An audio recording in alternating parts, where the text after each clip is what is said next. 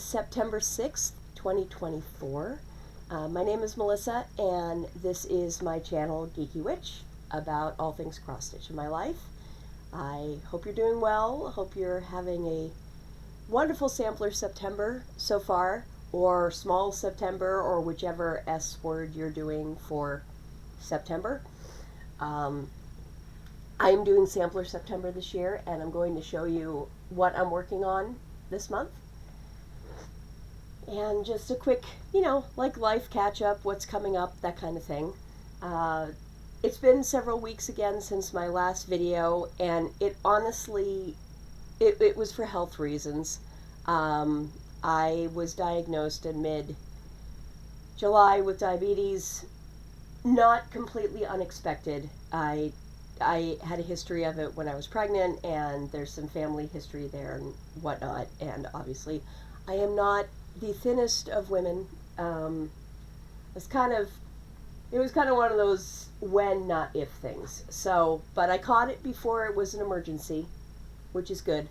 And my doctor and I are working great together. I'm on medications. They've immediately brought my blood sugar down. I will say Ozempic, honestly, is, as much as the side effects are kind of annoying, it's a miracle drug for diabetes. It really is, and I don't care as long as I don't have to go to daily insulin right now and all of that calculation and whatnot. I'm golden. So, but I feel so much better than I did in July, and things are getting under control, and I'm glad it was caught when it did, and I'm glad my husband kicked my butt into the doctor's office. So, thank you, Eric. So that kind of had me on the ropes a bit, so I haven't been able to do my stitching just because I was dealing with, the side effects and just not feeling all that great and just kind of trying to get into new routines and whatnot. And then school started this week. And I recorded this video on Tuesday originally, after I dropped my son off at the bus, and I sounded rough. It has been a long time since I've been up that early. COVID has been my friend for being able to sleep in since I work hybrid. And so I've kind of been able to get away with sleeping later than normal adults do to have to commute in the Northeast. Yeah, that 7:20 bus time pickup was a little rough. Yeah, I didn't sound great, so I'm like, we'll do this again on Friday. The beauty of it is that now, of course, that's when the trash pickup guy comes by. One moment, please. Okay, now that he's going down the street and not banging all of my trash barrels in front of my house, school started this week. My son now starts school about an hour and 15 minutes earlier than he did in elementary school because he's in middle school.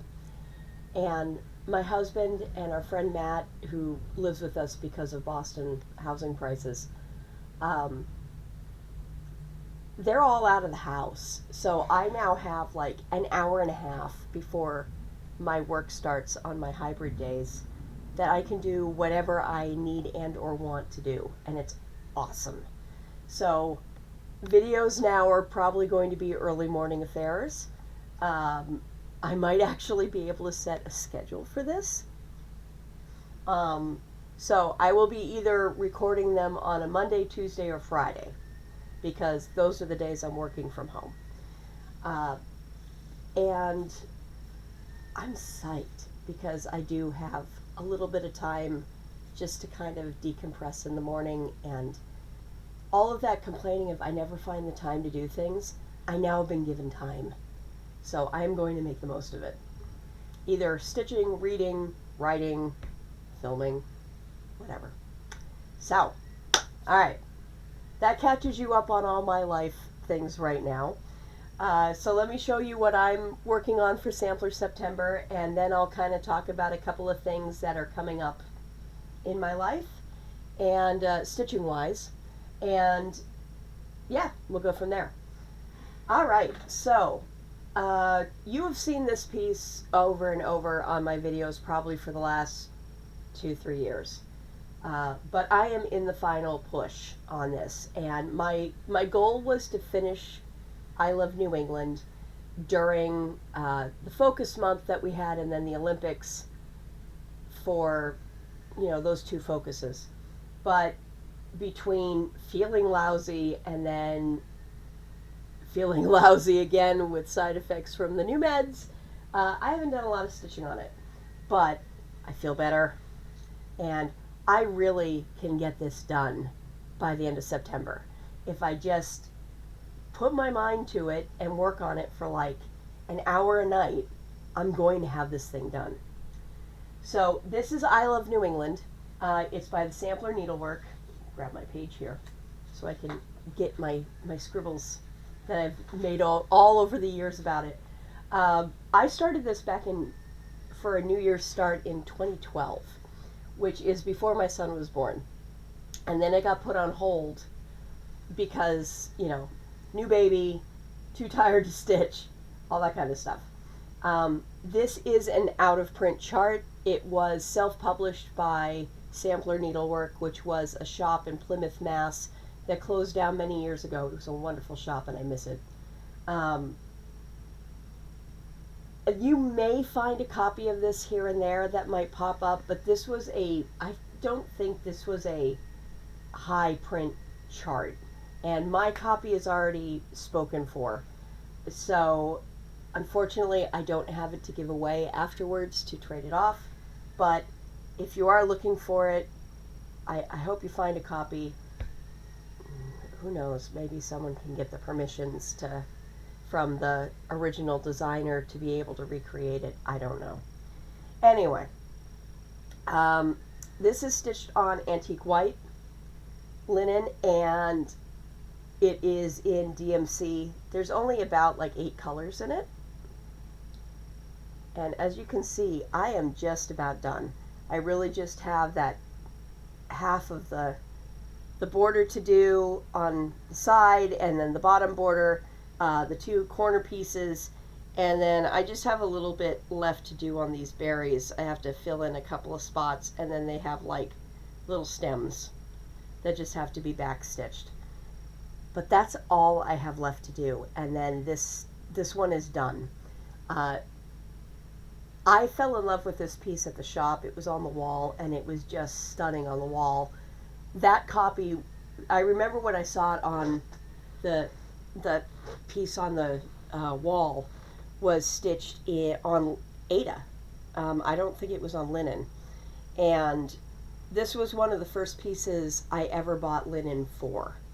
And then I just didn't stitch it for the longest time. I had everything kitted up, and then finally in 2012, before I knew I was going to be having a baby, I was like, I'm going to start a whole ton of things this year. So I have a lot of stuff you'll see in whip parades and whatnot that were started in 2012, because that's when I started to really do a rotate stitch. And at that point I was like, I'm never going to have a baby. I'm not having kids, so I can be the old spinster lady stitching her heart away. And then I got pregnant 6 months later. So there's a lot of backup in my stash. Anyway, so this piece is also on my goal list for this year was to get this done. I wanted to do it for the Big E Fair, which is the 6th state fair here in New England. But obviously I did not get it done in time. The deadline to enter for the fair was back in the beginning of August, and drop-off was over Labor Day weekend. So not this year, but there is always next year. And yeah, so that's where I am on that. And this pretty much is going to be my focus piece until it's done, because at this point there's so little left to do, it's ridiculous. I just need to suck it up and get this thing done. And before I go on to my next piece, that leads me into another thing. A couple of friends of mine through stitching channels were at their regional fair and their local fairs and commented on how little cross stitch they were seeing at their fairs this year. And they want to kind of get out the word for people to really encourage people. Put your stuff in the fair. Depending on your fair, you may be able to get free tickets to enter. You could win a little or a lot of money, depending on what that fair offers. And it's intimidating. I know it's intimidating. But trust me, I know it's intimidating. Get your work out there. Be proud of what you're doing and show it off. And if you don't want to read the remarks of the reviewers and you just want to show your work off, do that. You don't have to read their comments on your piece. Although I will say the fair, the Big E fair, I've not received negative comments. They've always been very encouraging comments. And, just get your work out there. The only way that these crafts survive is if people see them and go, oh, people still do that, and then they get inspired by it. You're going to have the little girl who comes by and sees that and is like, oh, that's cool. Or, or the woman who's now retired and goes, oh, I used to do that, and maybe picks it up again. Get your work out there. There is a Facebook group, and I will link it down below in my comments and on my blog post. It's the FlossTubers Flood the Fairs. I believe I have that name right. And we really, really, really, really, really want you to spread your work, because cross stitch is one of those tricky crafts that a lot of people don't realize still exists, or they think it's like still stuck in 1980s with geese and bows and just all cutesy impractical stuff on hand towels. Okay, they don't realize how widespread our craft is now and how varied our craft is now, and so many people have so many different points of view with cross stitch. Get your work out there, show what you do, be proud of your art, and let's all kind of plan to flood the fairs next year, because it would be awesome to see as much cross stitch there as there is quilters. Hint, hint, wink, wink. Okay, so that's my plug. Continuing on that is what I'm going to be working on pretty much all month. I do have a couple other pieces that are popping up only because of stitch-alongs and workshops and events that I have this week, and then they will probably hibernate for a little while until Isle of New England is done, and then they'll probably see the light of day again. But yeah, that's what I'm working on. Okay, so last night I had my monthly stitch-along with the Tudor Rose Sampler Guild on our... We kind of pick a project every year and do a stitch-along. This year we decided to do a sampler together over parts, like a section a month. And one of our guild members, Sylvia, who is running with needles and scissors, was kind enough to do the conversion on an antique sampler for us. And right now it is exclusive to the guild, but she said last night that she is planning on releasing it at Nashville next spring. So this is a hot, hey, guess what? I already know something that's going to Nashville. And it's a beautiful sampler in here are your color, here's your palette. Very autumny, very pretty. And this is a sampler. I finally printed off a color copy yesterday so you can see it. This is Mary Foch. This was stitched by an 8-year-old, y'all. It is an English sampler. And isn't that pretty? So this, Sylvia will be releasing this at Nashville, so it's not available to purchase yet. Right now it is exclusive to the guild. But if you'd like to join the Tudor Rose Sampler Guild, we do have members from all over. They are originally the Dallas-Fort Worth area, but the guild meetings are all done by Zoom. Next year's the 25th anniversary of the guild, and they have a lot planned and some really fun things planned. So if you're looking to it, and they don't just do samplers. Yes, the focus during a lot of the meetings is samplers, but the show and tell that everyone shows, it's not. It's everything. And it's just a group of people who absolutely love to stitch. So if you're a little worried about a guild, this is the guild for you. I promise, because they're awesome. Very friendly folks. So this is Mary Foch, and let me show you. I have been so slow on this. We started it last month, and I'm still in the beginning stages of part 1, again, because of all the issues that I mentioned. She's a big girl. The stitch count on this one is 263 by 105. 305. And we had an option of counts of fabric to do this on. And I'm not sure what I was thinking when I chose my fabric, but I decided to do 46 count. So I am stitching this on 46 count oat by Fibers on a Whim. And this is what I have done so far, which is not much. Come on, focus. Actually, let me just fold this in half. It'll make my life easier. So when I first started stitching, I was really worried because this line was kind of disappearing into the fabric a bit. But once I got the leaves in there, it popped out a little bit. And I think once I get those flowers that are around it, I think it's going to pop out even more. But even then, it'll kind of just give it like a little bit of a texture effect if it doesn't completely pop out.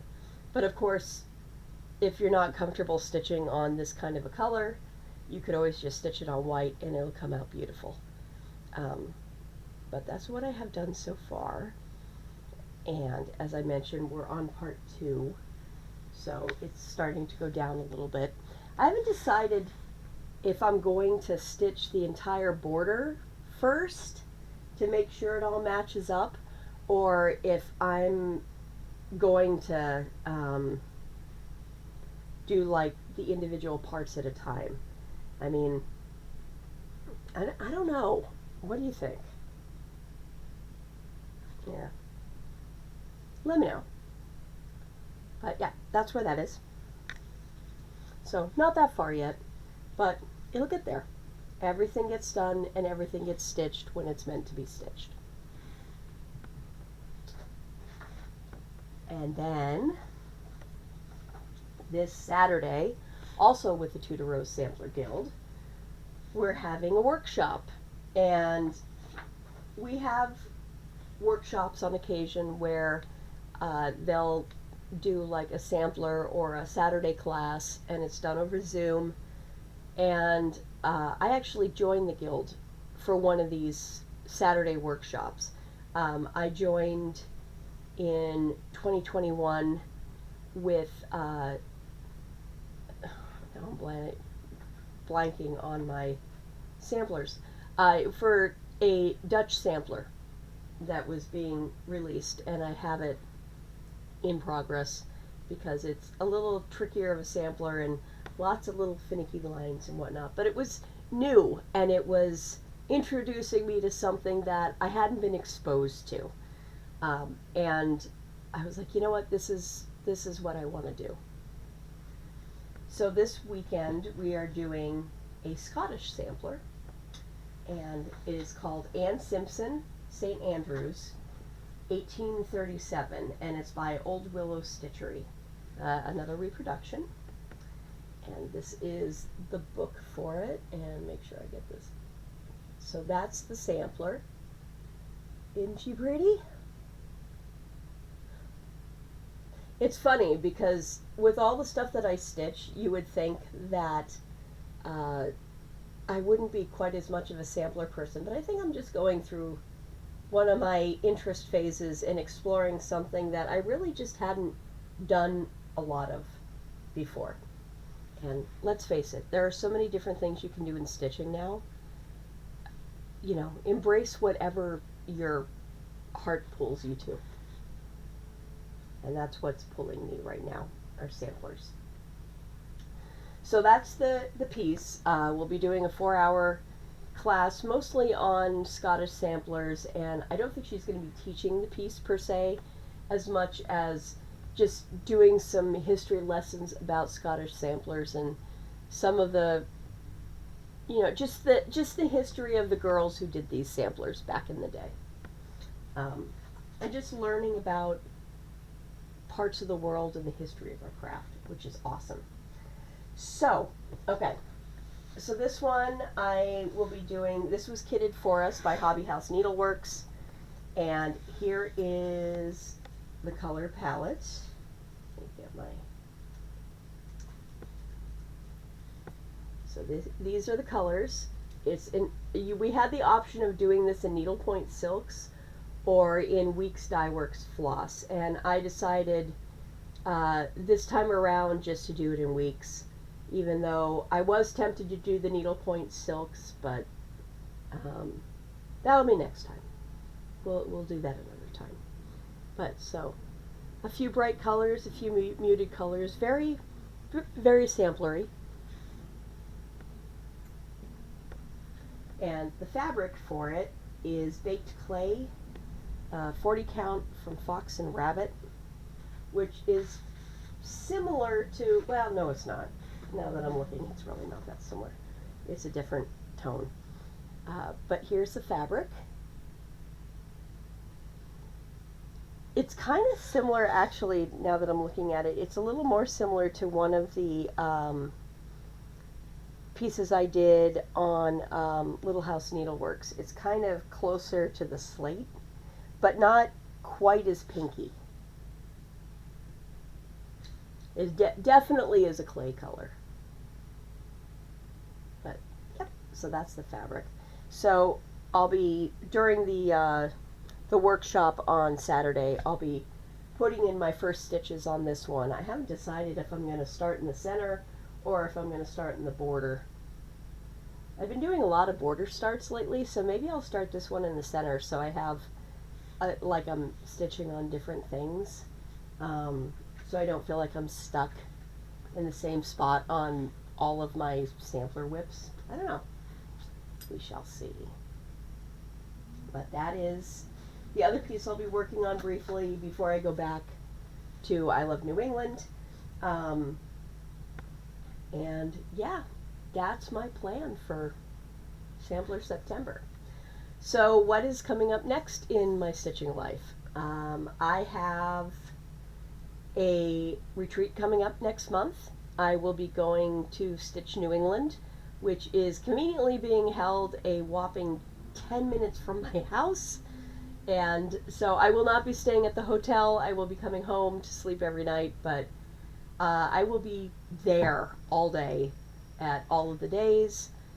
If you are going, please say hi. I do tend to be someone who is a little bit like reserved about going and interrupting people at tables and whatnot. I tend to want to give people their space and not, you know, interrupt them, because I have this internal, oh gosh, I'm just gonna make a fool out of myself, which I do. Come say hi to me, because in person I can be a little reserved and quiet and introverted, but I do love to meet people. I just am always a little anxious about making the first move. I would love to meet you if you're there. And I still have floss cards that I didn't give away last year. I'm happy to give them away if anyone wants to trade floss cards. Bring with you, and I'll give you a batch of mine. You can give me a batch of yours. Awesome, you know, share contact information, whatnot. I love meeting other stitchers, and I love seeing what other people are working on. Then in November, I'm going to be going to Stitching at the Farm, which is up in Troy, New Hampshire, at the East Hill Farm. That retreat, I think, is not only full, but I think it's got a wait list. It's much smaller than Stitch New England. It's like 80 people total, and it really is just dependent on the rooms they have available at the farm. The farm is the one that hosts that one, but it's a great little retreat, completely cut off from anything digital. You have to just embrace being away. But between Stitch New England, they're totally opposite types of retreats. So Stitch New England, is almost 300 people, and it's busy, and there's tons of tables, and there's tons of stitchers, and it's fun and chaotic and feels much more like a convention almost in a way. And then Stitching at the Farm feels like you're just going away with a few girlfriends and hanging out at the farm.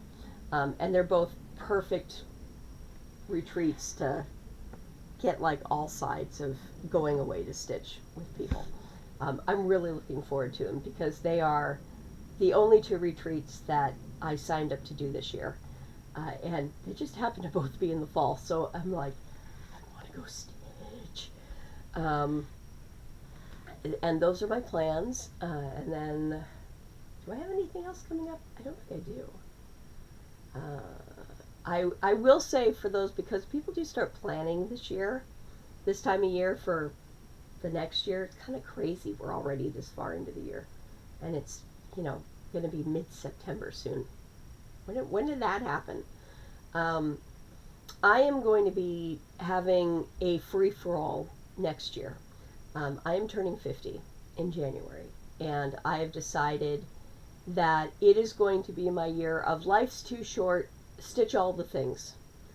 I don't know if I'll do Whip Go. I don't know if I'm going to do any challenges besides the Whipocalypse that I run on my own, which fits any stitch along you would possibly want to do. I have decided that I have a lot of stuff I keep saying, I will start that when I finish other things. Well, now that I'm turning 50, life's too short. It really is too short. If I feel like starting something, I'm going to start it. If it doesn't get done, it doesn't get done. Who cares? I'm going to enjoy doing my stitching. And I'm going to stitch how I feel like I want to stitch. So, God help me, this pile of whips that I have on these bins over here is probably going to get a lot bigger next year. But you know what? Who cares? As long as I am enjoying my hobby, that's all that matters, right? So, if you would like to join me in a hashtag life's too short stitch, life's too short just stitch, you are welcome to. It will be we're not going to organize how many starts you have. We're not going to organize any sort of you have to start on certain dates. No. You feel like starting, start something. Join me in that chaos next year. I would love to have other people. But that is my plan for next year. I'm starting stuff because I have so much stuff kitted up, it's ridiculous. And I might as well use my stash. I'm not going to do stitch from stash, by the way. If I need to get something and I need to purchase something, I'm going to purchase something. But I have stuff I keep saying, I'll start that when I get this stuff finished. And who knows when I'm going to get it finished. I just want to have the start. I want to have the imagination, and I want to have the journey. So, come join me. I'd love to have you join me. And one other question before I go, because I'm looking at the time going, oh, I got to get to work soon, is, so I live New England. The plan is to finish it this month. I know I can finish it this month. However, do I actually finish it this month? Or do I keep like one of these corner squares to finish at Stitch New England in October? I would love to hear from you and hear your vote, and I will probably go with whatever the vote total is. Because either way it's going to get done this year, and either way then it will be ready to go into the fair next year. What's another month when it's been going for 12 years, right? Let me know what you think, and if I should just get it over with and finish it in September, or if I should hold off and stitch that final corner while I'm at Stitch New England and ring the obligatory bell with everybody else. Let me know. And that is all I have to share for today. So I will see you hopefully sooner than later, definitely no later than the end of September at this point, because I'll show you what my actual September results were. And until then, have a wonderful month of September. May your needles be swift, and I will see you soon. Take care all.